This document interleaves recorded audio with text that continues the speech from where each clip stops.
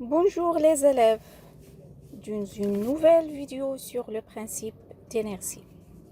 Donc, après avoir découvert et énoncé le principe d'inertie en utilisant une simulation de l'expérience de pensée de Galilée et une autre de Newton, nous voulons vérifier cette loi en utilisant une autre expérience, celle faite par M.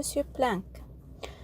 Donc, dans cette vidéo, il s'agit d'une expérience simulée faite sur un morceau du bois posé sur une table au repos. Ce morceau du bois doit rester au repos sans mouvement selon le principe d'inertie jusqu'à être soumis à des forces qui ne se compensent pas. Donc, on va faire un bilan des forces. Notre système est soumis à des forces qui sont représentées par des flèches dont les longueurs varient selon leur intensité. La première force est le poids, dont le symbole F gravity. Aussi, le système est en contact avec la table, donc il y a la réaction du plan, qui doit être, selon la loi, égale et en sens inverse avec le poids. Pourquoi? Car les deux forces se compensent. Donc, verticalement, les deux forces se compensent et horizontalement, aucune force n'agit sur le corps. On peut appliquer une autre force par le piston. À votre avis, que se passe-t-il?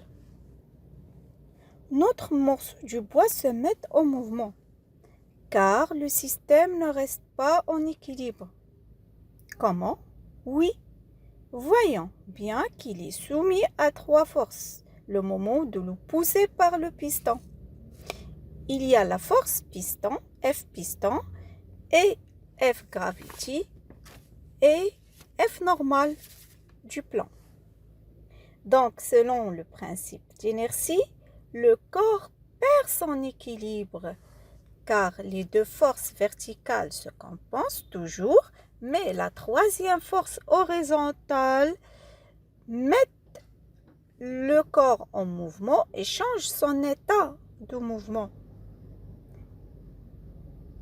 Mais après le contact avec le piston, le corps revient à son équilibre en étant soumis à deux forces seulement, le poids P et la réaction du plan.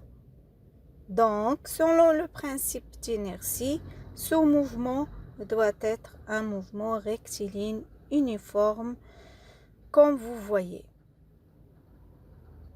Ainsi, il peut continuer son mouvement rectiligne uniforme selon une droite jusqu'à l'infini ou bien jusqu'à l'application d'une autre force. Donc, nous avons bien démontré la loi de Newton par cette expérience. En bref, le morceau du bois soumis à des forces qui se compensent doit être soit au repos, soit au mouvement rectiligne uniforme.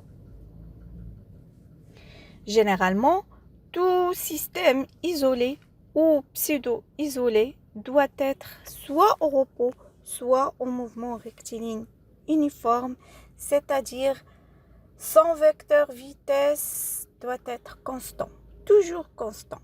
Soit égal à 0, c'est le repos, soit égal à une autre constante, c'est-à-dire mouvement rectiligne uniforme.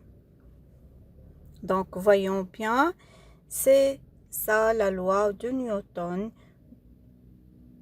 qu'on a vérifiée. Maintenant, si la table était rigide et non lisse, quelles sont les forces appliquées sur le morceau du bois et comment les représenter? C'est à vous de jouer maintenant. Merci.